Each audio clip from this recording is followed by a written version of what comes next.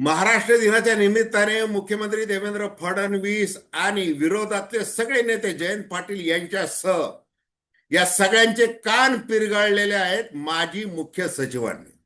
तसंच महाराष्ट्राचे जे दिवंगत परंतु दिग्गज असे जे शिल्पकार आहेत त्यांनी देखील फटकारलेलं आहे महाराष्ट्रातल्या या सगळ्या नेत्यांना, म्हणजे सत्ताधारी आणि विरोधकांना. ते कशा प्रकारे हे या व्हिडिओमध्ये आपण ऐकणार आहोत, त्यासंबंधी चर्चा करणार आहोत. नमस्कार, जय महाराष्ट्र. मी डॉक्टर अनिल फळे. माझी आपल्याला विनंती की हा व्हिडिओ शेवटपर्यंत पाहावा. विकसित महाराष्ट्र 2047 असा एक नियोजन आराखडा मुख्यमंत्री देवेंद्र फडणवीस यांनी महाराष्ट्राच्या जनतेसमोर ठेवलेला आहे, तसंच प्रशासनाच्या समोर देखील ठेवलेला आहे.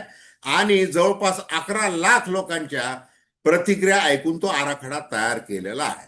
मग खरंच म्हणजे भारत जसं आता तिसरी महासत्ता होणार आहे, मग महाराष्ट्राचा वाटा त्याच्यामध्ये प्रचंड मोठा असणार आहे. याच्या संबंधी सरळपणे ज्या गाव गप्पा केल्या जातात त्या संदर्भात माजी मुख्य सचिव सीताराम कुंटे यांनी नेमक्या शब्दामध्ये कान टोचलेले आहेत मुख्यमंत्री देवेंद्र फडणवीस यांच्यासह विरोधकांचे देखील. ते काय म्हटलेले आहेत हे आपण पाहणार आहोत.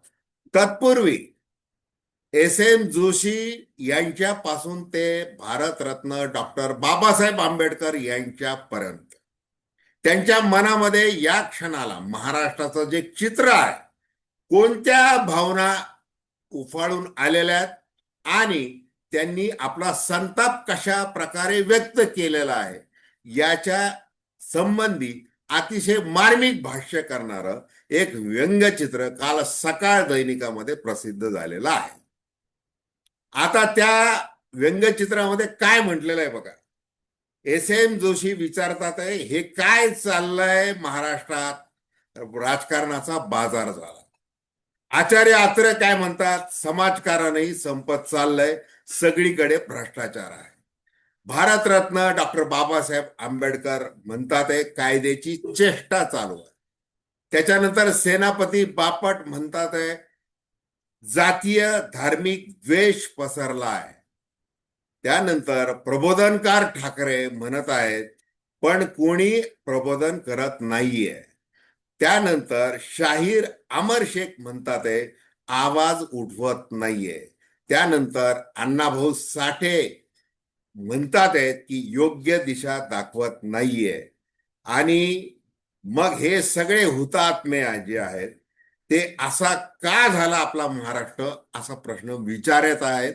अशा प्रकारचं ते कारण. आता ज्या वेळेला मुख्यमंत्री देवेंद्र फडणवीस असं म्हणतात की महाराष्ट्र देशात अव्वल, आणि त्यांचं ते एक विधान, जगात आर्थिक समस्या असताना महाराष्ट्राने जगातील 30वी अर्थव्यवस्था म्हणून झेप घेतली आहे. हेच आपल्या राज्याचे सामर्थ्य आहे. समतोल विकासाचे राज्य सरकारचे उद्दिष्ट आहे. आता जयंत पाटील काय म्हणतात, हा महाराष्ट्रच राहावा. आज महाराष्ट्र दिन, शाहीर साहेबांचे जय जय महाराष्ट्र माझा हे राज्यगीत आपण अभिमानाने गातो. या गीतात महाराष्ट्राच्या इतिहासाचे, भूगोलाचे आणि कणखर स्वभावाचे इत्थंभूत वर्णन शाहीर साबळेंनी केले आहे.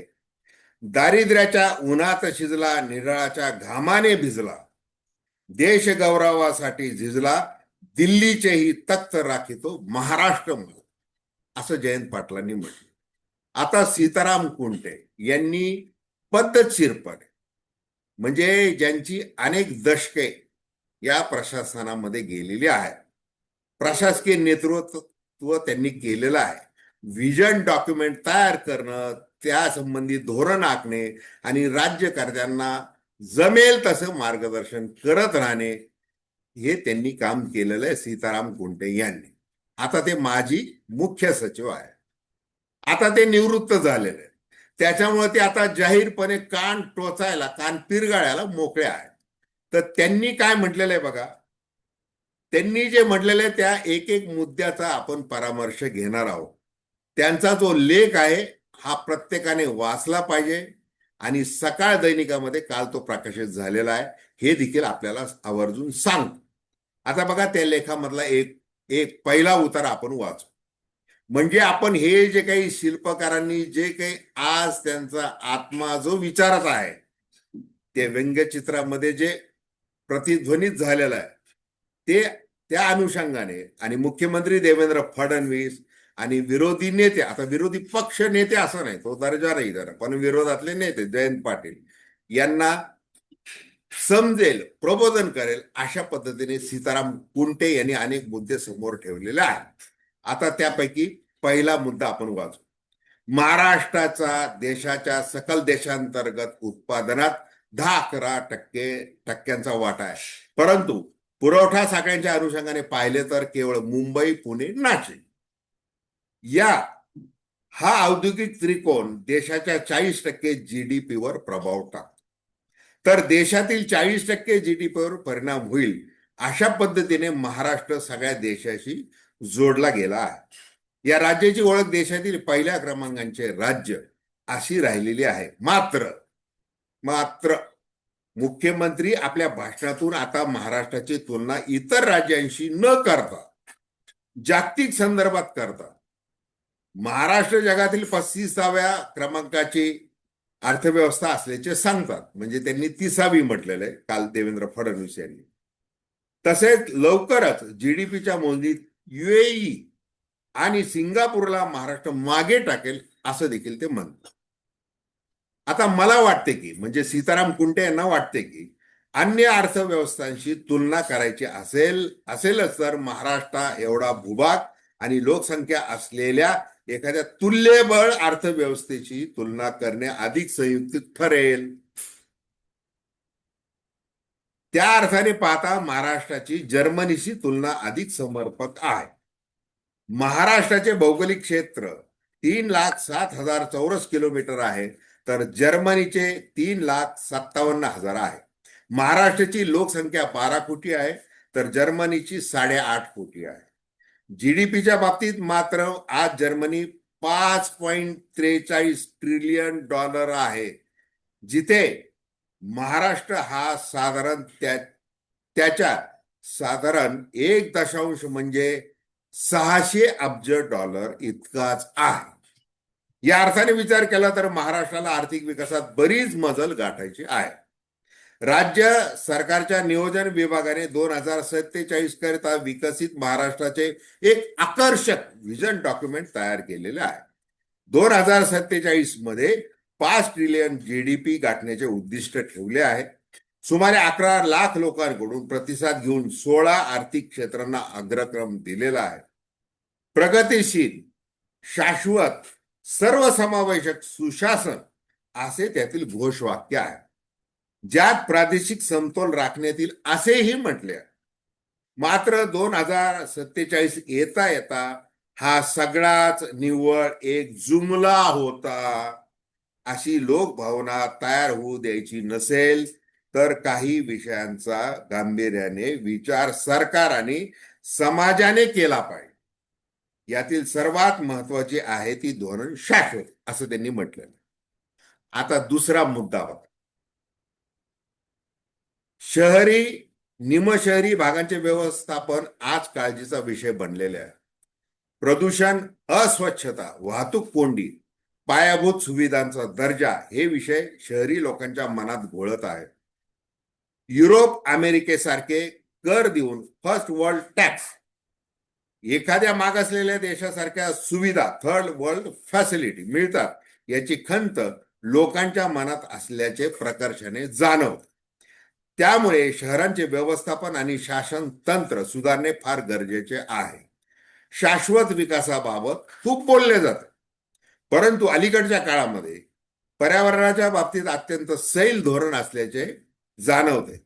बेदरकार वृक्षतोड, जलस्रोतांचे व हवेचे वाढते प्रदूषण, तापमान वाढ, सध्या जाणवत असलेला प्रचंड उन्हाळा व त्याच्यामुळे असणारे हीट डोम हे सगळे लक्षात घेता पर्यावरणाकडे आपल्याला दुर्लक्ष करता येणार नाही. विकास आणि पर्यावरणाचे संतुलन साधण्यावर भर द्यावा लागेल. आता परवा मंत्रिमंडळाने एक निर्णय घेतलेला आहे, राज्य हरित आयोग नेमायचे. 300 कोटी वृक्ष लागवड करायची असं जाहीर केलेलं आहे. असो, आता कुंटे पुढं काय म्हणतात, पुढचा मुद्दा, ग्लोबल विलेज झाले आहे, त्यात महाराष्ट्र चांगल्या प्रकारे जोडला गेलेला आहे, ही राज्याच्या जमेची बाजू आहे.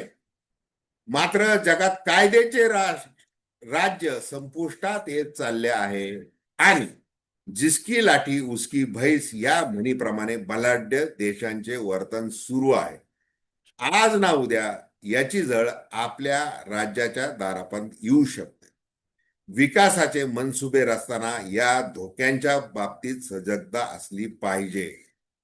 आता बघा, आलोक हे ज्येष्ठ व्यंगचित्रकार, त्यांचं जे सकाळ मधलं जे व्यंगचित्र आहे पहिल्या पानावर प्रकाशित झालेलं, ते खूप काही बोलतंय आणि नेमक्या त्यामध्ये जे काही शब्द दिले गेलेले आहेत महाराष्ट्राच्या दिग्गज शिल्पकारांच्या तोंडी, ते अतिशय महत्वाचे आहेत.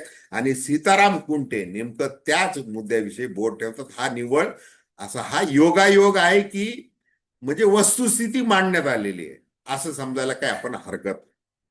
आता काही परकी शक्तींना भारताला यशस्वी होऊच द्यायचे नाहीये.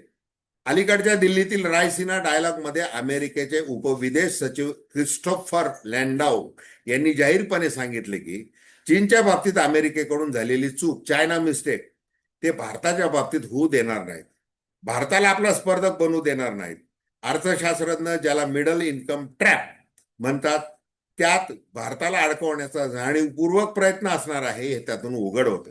मिडल इन्कम ट्रॅपचा हा चक्रव्यूह महाराष्ट्राभोवती आवडला जाऊ शकतो. तो कसा भेदायचा याची रणनीती देखील आखली पाहिजे. म्हणजे आता अमेरिकन डील, डोनाल्ड ट्रम्प आणि नरेंद्र मोदी यांची अडखळत असलेली मैत्री, आता तो मोठा विषय, त्याविषयी आपण नंतर बोलू. आता सगळ्यात महत्वाचं जे प्रत्येकाच्या मनाला वेदना देणार आहे आणि ते म्हणजे प्रतिगामित्व. ज्या महाराष्ट्राला पुरोगामी म्हटलं जातं, पण त्या महाराष्ट्रात काय चाललं, आत्ताचे जे राज्यकर्ते, थेटच नाव घ्यायचं तर भारतीय जनता पार्टी, हे काय करतीये हे सगळं दिसतंय. त्या संबंधी सीताराम कुंटे एक जबाबदार उच्च पदस्थ माजी प्रशासकीय अधिकारी म्हणून काय म्हणतात हे लक्षात घ्या. आता ते काय म्हणाले ते ऐका. प्रतिगामित्वाचा धोका. एकीकडे राज्य सरकार विकसित महाराष्ट्र 2047 या संकल्पनेला कटिबद्ध दिसत असताना दुसऱ्या बाजूला सांप्रदायिकता आणि जातीवाद वेगाने पसरवण्याचा प्रयत्न स्पष्ट दिसतो आहे. आर्थिक विकासाकरता आखलेली उदात्त धोरणे अशा प्रतिगामी विचारांच्या विळख्यातील समाजात कितपत यशस्वी होईल याविषयी शंका आहे. समाजात विद्वेष पसरवण्याच्या कृतींना कणखर विरोध व्हायला हवा असं प्रशासकीय अधिकारी म्हणतोय. लक्षात घ्या. आता कोणताही प्रशासकीय अधिकारी विद्यमान ज्या वेळेला असतो त्यावेळेला त्याचे काय तोंडाला कुलूप लावावा लागतं. अपरिहार्यता आहे प्रशासकीय. परंतु तो ज्या वेळेला निवृत्त होतो त्यावेळेला तो त्याच्या अनुभवाच्या जोरावर राज्यकर्त्यांचे कान टोचायला लागतो. आणि त्याचं एक उत्तम उदाहरण म्हणजे सीताराम कुंटे यांच्याकडे पाहत आहे. पुढे ते काय म्हणतात, परदेशी शक्ती आपले दुष्ट हेतू साध्य करण्यासाठी संबंधातील निर्बंध लादत राहतील हे स्पष्ट आहे. त्यांनी प्रगत तंत्रज्ञान देण्याचे नाकारल्यानंतर चीनने जसे स्वतःचे तंत्रज्ञान विकसित केले तशी क्षमता राज्यात विकसित करावी लागेल. त्याकरिता वैज्ञानिक दृष्टिकोनाऐवजी राजरोसपणे अंधश्रद्धा आणि छद्म विज्ञानाला प्रतिष्ठा मिळवून देण्याचा प्रयत्न करणारे IIT सारख्या प्रथितयश संस्थेतील वैज्ञानिक व अभियंते यांचा वेळीच बंदोबस्त केला पाहिजे. फक्त त्यांचा का बंदोबस्त केला पाहिजे, हे जे खराब फाईल वगैरे भोंदूगिरी वारकरी जे प्रतिगामित्व वगैरे हे सगळं जे यांना बळ कोण देत आहे, त्या धीरेंद्र शास्त्रीला कोण व्यासपीठ उपलब्ध करून देत आहे, ते राज्य करते. त्यांनी देखील जरा आत्मपरीक्षण करायला हरकत नाही असं यांना म्हणायचंय. त्यांनी आता अर्थात राज्यकर्त्यांचा उल्लेख केला नाही, त्यांनी आपल्या IIT सुद्धा उल्लेख केलेला. हे सगळं असं आहे. आता हा व्हिडिओ आपण अनेकांपर्यंत पोहोचेल अशा पद्धतीने तो शेअर करावा आणि माझी नम्र विनंती आहे जाता जाता की आपल्या प्रतिक्रिया देखील बिनधास्तपणे नोंदवाव्यात, बेल आयकॉनचं बटन दाबावं आणि हे चॅनल सबस्क्राईब करावं, ही कळकळीची विनंती. खूप खूप धन्यवाद.